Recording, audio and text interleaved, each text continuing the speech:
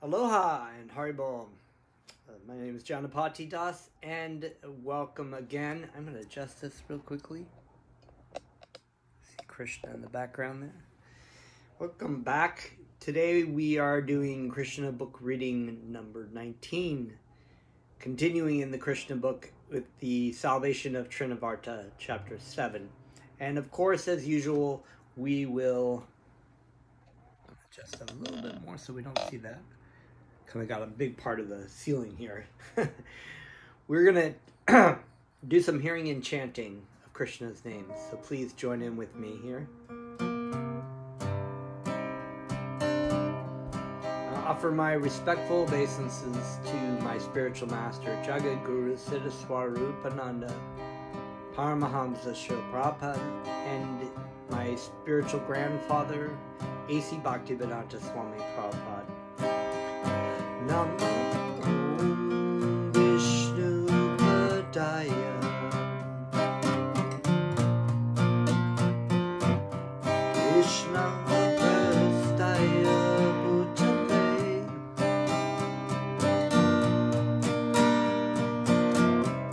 Srimate Siddha Swarupananda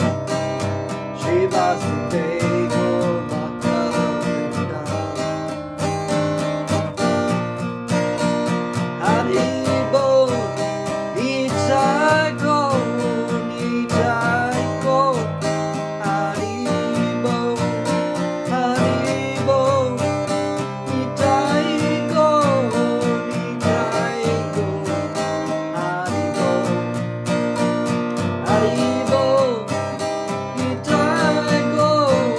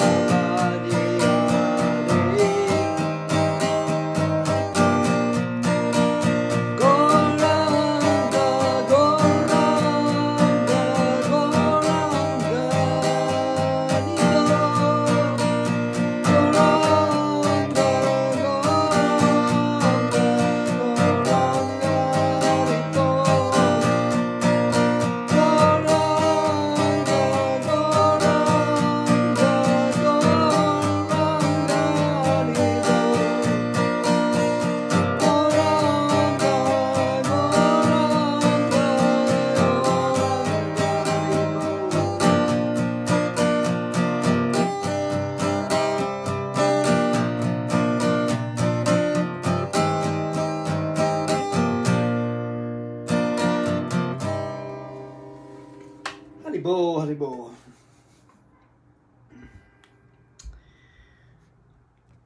Brahma Vishnu Padaya Krishna Pastaya Bhutale Srimate Siddhaswarapananda Paramam Sakti Namine Namam Vishnu Padaya Krishna Pastaya Bhutale Srimate Bhaktivedanta Swami Prabhupada Namine Om Namo Bhagavate Vasudevaya.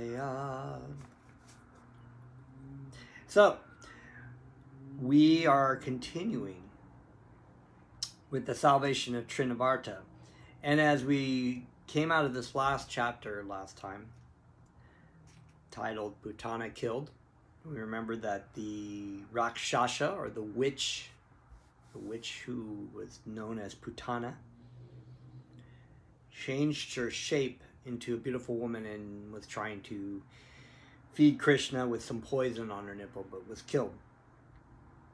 And in the process of cutting up the body, because the body had been touched by Krishna's body, it was purified. It became spiritual and smelled nicely. So the people of the village of Vrindavan said all these different names of Vishnu to protect child Krishna. And Nanda Maharaj was just marveling when he came back at what had happened and the fact that Vasudeva knew all this information. And we are going to continue now with the salvation of Trinavarta. The Supreme Personality of Godhead Krishna is always full of 6 opulences, namely complete wealth, complete strength, complete fame, complete knowledge, complete beauty, and complete renunciation. So this is very important because Krishna has all of these 6 opulences in full. In the material world, we may have one of them or 2 of them, not in complete fullness, but we may be high in beauty. We may be very beautiful. We may be very knowledgeable of things, and we may have beauty and knowledge, but we not all 6. Nobody is completely have complete fame. There are famous people. Maybe they're beautiful, maybe they're not, maybe they're knowledgeable, maybe they're not. But they don't have the completeness that Krishna is. Krishna is the source of all wealth, strength, fame, complete knowledge, beauty, and renunciation. For any of these things that we may attain in this material world, the source of them comes from Krishna. The Lord appears in different complete eternal forms of incarnation. The conditioned soul has immense opportunity to hear about the transcendental activities of the Lord in these different incarnations. In the Bhagavad Gita, it is said, Janma karma cha me divyam. The pastimes and activities of the Lord are not material. They are beyond the material conception, but the conditioned soul can benefit by hearing such uncommon activities. Hearing is an opportunity to associate with the Lord. To hear his activities is to evolve to the transcendental nature simply by hearing. This is that Shravana, right? Hearing. And there are many examples of how this use of hearing, if you listen, you will hear, right? If you don't listen, you won't hear. but there are many examples in the Vedic stories and in this system of receiving spiritual knowledge from descending from the material world, coming from the lips of the pure devotee. And we hear that. We listen to it, we hear it, we take it in, we consider it in our heart. Similarly, we remember the story of Lord Brahma and how Lord Brahma was the creator demigod of the universe, and he appeared in the universe and did not know who he was and why he was there, and he had to meditate. He meditated on until he heard from the Supreme Lord the science of bhakti and also how to create the universe. He learned all of its information from Krishna. The conditioned soul has a natural aptitude to hear something about other conditioned souls in the form of fiction, drama, and novel. That inclination to hear something about others may be utilized in hearing the pastimes of the Lord. Krishna Katha, and listening to the stories of Krishna, is not the same as reading, whatever it may be, Pride and Prejudice or something, or reading about, Hunger Games, or reading nonfiction, reading the newspaper. These are all material activities. They don't give any spiritual benefit. But when you hear the pastimes of Krishna are non-different than Krishna. Just like the hearing and chanting of Krishna's names are non-different from Krishna. You will benefit from listening, from engaging in the Shravanam Kirtanam. Krishna's pastimes are not only beautiful, they are also very pleasing to the mind. So you could read, for a prime example of this is that, I've read this book, The Lord of the Rings, right? Okay, when I was younger, and I think I read it 3 times, and I recently, a couple of years ago, I tried to read it again, and I was so bored with it because I felt like it just went on and on and on because I've read it so many times. And other books are like that too. Or you see a movie or you see something and you're just it's old. You know what happens. But when you read Krishna's pastimes, it seems always fresh, always new. Even if it's the same story, you can hear it again and again, and it's always very sweet because it's non-different from Krishna. And therefore, because it's non-different from Krishna, we are engaging in a spiritual activity. In other words, Krishna's energy and our energy are both spiritual. So therefore, we are engaging in something that is completely natural and attracted. If someone takes advantage of hearing the pastimes of the Lord, the material contamination of dust accumulated in the heart due to long association with material nature can be immediately cleansed. Lord Chaitanya also instructed that simply by hearing the transcendental name of Lord Krishna, one can cleanse the heart of all material contamination. Now, if you don't know about Lord Chaitanya is an incarnation of Krishna. He is Krishna. In about 500 years ago, he appeared to inaugurate the sacrifice, call it sacrifice, the yajna, the Sankirtan yajna, the hearing and chanting of Krishna's names as being the prime process of self-realization in this age. So, there are different processes for self-realization, but this process of devotional service, with which hearing is the most important function, when adopted by any conditioned souls, will automatically cleanse him of the material contamination and enable him to realize his real constitutional position. So you can engage in this activity of hearing that we normally try to engage externally in the forms of listening to pop music, listening to the news, or listening to Netflix, or whatever it might be, listening to just jabber about, the prime example is that, I go for my japa yoga walk in the morning, and I go out for a walk, and I don't want to talk to anybody in the morning because that's my meditation time. But I go for a walk, and there are so many people walking there because they want to get their exercise and their fresh air. Here in Hawaii, it's very fresh. And everybody is just chit-chatting, oh, you know what they said, well, I tried to do, she went through a divorce and blah, blah, blah, blah, blah, blah, blah, and they're just chattering. And it's amazing to me that you wouldn't want to just be quiet for a moment, because you hear that through the whole day anyway. But that activity of hearing something spiritual, you can engage your hearing process. Instead of hearing all that, you can engage it in the Krishna Katha process, which is what we're doing here.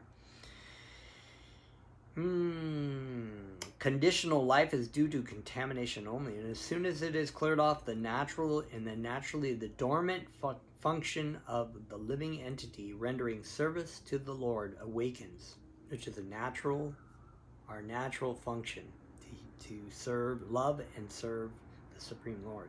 It's not something we're going towards. It's something that we're reminding ourselves of. Trying to, we've kind of been sleeping. We think, oh no, this rendering service to myself is my purpose in life. No, it's not. It's not. Your happiness and your true nature is in loving and serving the Lord. By developing his eternal relationship with the Supreme Lord, one becomes eligible to create friendship with the devotees. Maharaj Parikshit recommended from practical experience that everyone try to hear about the transcendental pastimes of the Lord. Now, Maharaj Parikshit is a figure in this. His grandfather was the great Maharaj Yudhisthira, who's in the Mahabharata. And that's another story. It's a whole story of how Maharaj Parikshit, but he was basically listening to a great realized soul by the name of Shukadev Goswami. He was hearing the Srimad Bhagavatam, of which we are actually reading from. So he is a figure in the story of the Srimad Bhagavatam. If you get a chance to read that, I would recommend it. So he's inquiring, just like Arjuna inquired from Krishna in the Bhagavad Gita, or that a disciple inquires from a spiritual master humbly and receptively hearing what the spiritual master has to say about their questions or whatever they have to say to them. And he was hearing from Shukadev Goswami about this. So it says, Maharaj Parikshit recommended from practical experience that everyone try to hear about the transcendental pastimes of the Lord, which is what he was doing. He basically had 7 days to live in this situation, and he wanted to hear about the absolute truth. I mean, it seems like a good thing to do before you check out, right? This Krishna treatise is meant for that purpose, and the reader may take advantage in order to attain the ultimate goal of human life.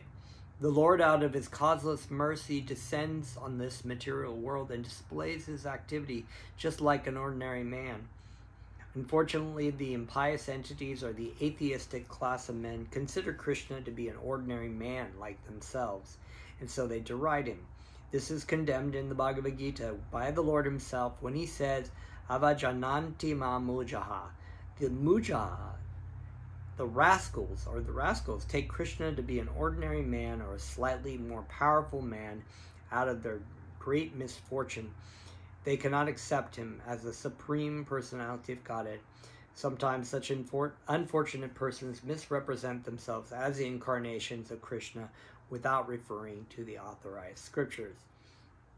So we've talked about that. There's this school of Mayavadi thought, of people believing that they're God or that they become an incarnation, and the world is full of them. You could probably Google incarnations of God, and you probably would find many people who have come and gone, or even who are here now. I'm just going to adjust myself on the seat here.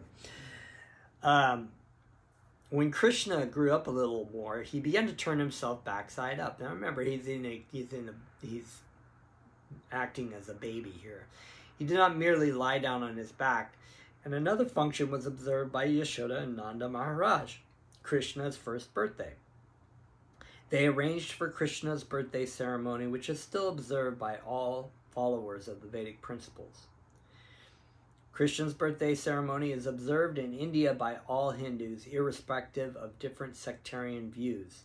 All the cowherd men and women were invited to participate, and they arrived with jubilation.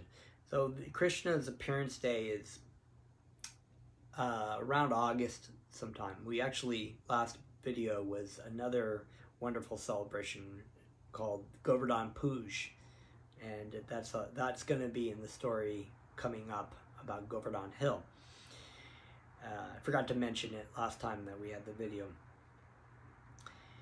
But Krishna's appearance day is a wonderful celebration celebrated by millions and millions of people around the world, and it's a joyous celebration as Vedic celebrations go. They're always joyous, lots of chanting of Krishna's names and offering of great delicious food for Krishna, and hearing stories about Krishna. It's just a wonderful, because spiritual life, despite what many people think and probably many people act upon, spiritual life is not a bummer. It's joyously performed. And if you read that many times in the Psalms of the Bible, you will see, this idea of like chanting God's names or praising God's names with lyre and harp and whatever, a drum and whatever else, So that is the celebration of God's names, It is a wonderful thing and is joyfully performed. A nice band played and the people assembled enjoyed it. All the learned Brahmanas were invited and they chanted Vedic hymns for the good fortune of Krishna. During the chanting of the Vedic hymns and playing of the bands, Krishna was bathed by Mother Yasoda. This bathing ceremony is technically called Abhisheka, and even today this is observed in all the temples of Vrindavan as Janmashtami Day. That's the appearance day of Krishna, Janmashtami, or the birthday anniversary of Lord Krishna. On this occasion, Mother Yashoda arranged to distribute a large quantity of grains, and first-class cows decorated with golden ornaments were made ready to be given in charity to the learned, respectable Brahmanas. Yashoda took her bath and dressed herself nicely, and taking child Krishna duly dressed and bathed on her lap, she sat down to hear the Vedic hymns chanted by the Brahmanas. So here again, she's hearing the hymns chanted by the Brahmanas. While listening to the chanting of the Vedic hymns, the child appeared to be falling asleep, and therefore Mother Yashoda very silently laid him down on the bed. Being engaged in receiving all the friends, relatives, and residents of Vrindavan on that holy occasion, she forgot to feed the child milk. He was crying, being hungry, but Mother Yashoda could not hear him cry because of the various noises. The child, however, became angry because he was hungry, and his child was not paying attention to him. So he lifted his legs and began to kick his lotus feet just like an ordinary child. Baby Krishna had been placed underneath a hand-driven cart, and while he was kicking his legs, he accidentally touched the wheel of the cart, and it collapsed. Various kinds of utensils and brass and metal dishes had been piled up in the handcart, and they all fell down with a great noise. The wheel of the cart separated from the axle, and the spokes of the wheel were all broken and scattered hither and thither. Krishna is the Supreme Lord. So when he kicks something, it's like breaks apart. Not a baby wouldn't normally be able to do that. Mother Yashoda and all the gopis, as well as Maharaj Nanda and the cowherd men, were astonished as to how the cart could have collapsed by itself. All the men and women who were assembled for the holy function crowded around and began to suggest how the cart might have collapsed. No one could ascertain the cause, but some small children who were entrusted to play with baby Krishna informed the crowd that it was due to Krishna's striking his feet against the wheel. They assured the crowd that they had seen how it happened with their own eyes, and they strongly asserted the point. Some were listening to the statement of the small children, but others said, "How do you believe the statements of these children?" The cowherd men and women could not understand that the all-powerful personality of Godhead was lying there as a baby, and he could do anything. Both the possible and impossible were in his power.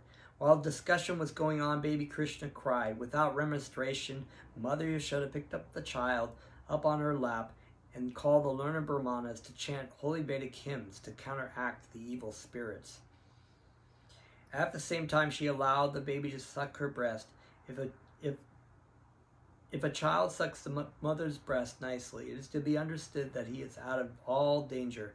After this, all the stronger coward men put up the broken cart in order, and all the scattered things were set up nicely as before. The Brahmanas thereafter began to offer oblations in the sacrificial fire with yogurt, butter, kusha grass, and water. They worshiped the Supreme Personality of Godhead for the good fortune of the child. So, I was talking about in this day and age how we have the form of sacrifice and the hearing and chanting as inaugurated in this age of Kali. But in this age was a previous age before Kali Yuga, just before Kali Yuga. And so at this time there were fire sacrifices done by the Brahmanas. And that was the primary sacrifice for that age. The Brahmanas who were present at that time were all qualified because they were not envious. They never indulged in untruthfulness, they were never proud, they were non-violent, and they were never claimed any false prestige. So in this day and age, many of the Brahmanas have been corrupted. So the whole Vedic Varnashram system, which was set up in society to help people come to know God, has become corrupted in this age of Kali Yuga. So you could go to India and sometimes people claim to be Brahmanas and they eat meat and they engage in sex and loosely with women and just nonsense stuff. So this was a different age. They never indulged in untruthfulness, they were never proud, they were non-violent, and they never claimed any false prestige. They were all bona fide Brahmanas, and there was no reason to think that their blessing would be useless. With firm faith in the qualified Brahmanas, Nanda Maharaj took his child on his lap and bathed him with water mixed with various herbs, while the Brahmanas chanted hymns from the Rik, Yaju, and Sama Vedas. So that was the Vedas.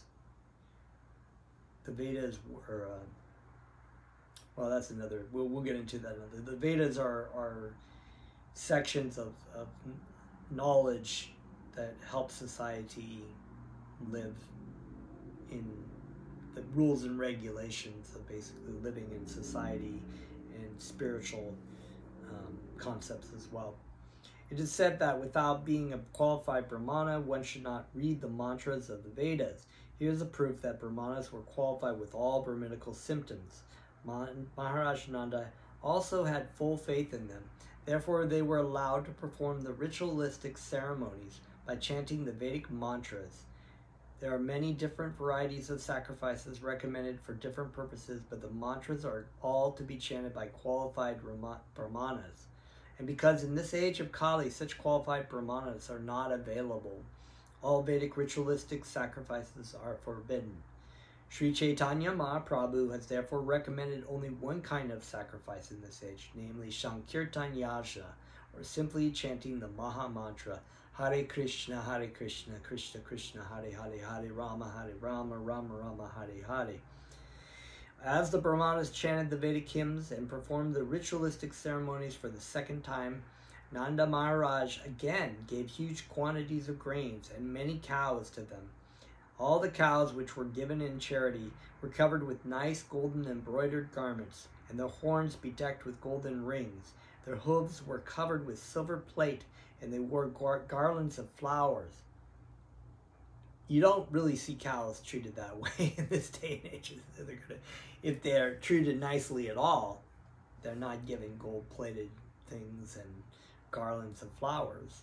They're usually, in most cases, strung up by their hooves and slit down the middle and shocked with tasers and pumped full of steroids so their milk bags are huge. It's horrible what people do to cows in this age. But in this age, you can see it was part of society to take care of the cows. You're supposed to, the cows would give you all protection. If you took care of your cows nicely, Krishna would protect the society because the cow is considered a mother. is considered a mother, I should say. So we remember that when, if we eat a McDonald's hamburger, you know, we're eating our mother. Literally, I mean, it's that demoniac. And the blessing, he gave so many cows for the welfare of his wonderful child, and the Brahmanas in return bestowed their heartfelt blessing. And the blessings offered by the able Brahmanas were never to be baffled. And so this is a chapter entitled Trinavarta, the demon, and that is the next part of the story. So we're gonna leave it off here. I know, oh no, you know, very exciting, but we are out of time. So this is a wonderful first part of the story, and showing how wonderful and joyful that the celebration of Krishna's birthday is, and how beneficial. So if you get the opportunity coming around again to Janmashtami, to take some time to be reflective, or to read or listen to some of these videos on that day, it's a very auspicious time. You can listen to it on any day because it's always auspicious, but on Janmashtami, to think about Krishna, to offer food to Krishna, to chant for Krishna, is very, very beneficial for you and for society. So thank you. Once again, if you have any questions, feel free to put comments in the section, put questions there, like, subscribe to my channel, and share with people who might be interested in hearing about the pastimes of Krishna. It's a wonderful, wonderful thing to do.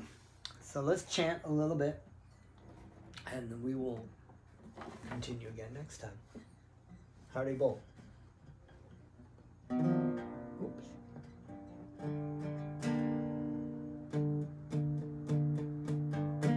Hari Bol, Nitai Gaur, Nitai Gaur. Hari Bol, Hari Bol, Nitai Gaur, Nitai Gaur. Hari Bol, Hari Bol, Nitai Gaur, Nitai Gaur, Hari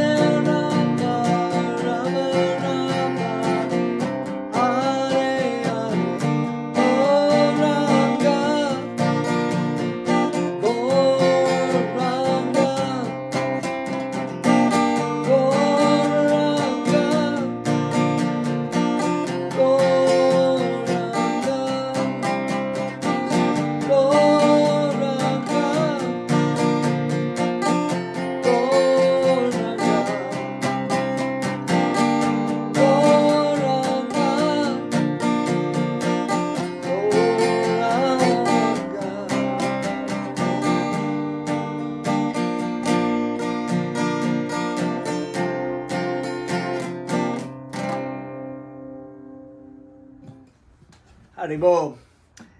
Thank you very much. We will see you next time. Have a nice night. Aloha.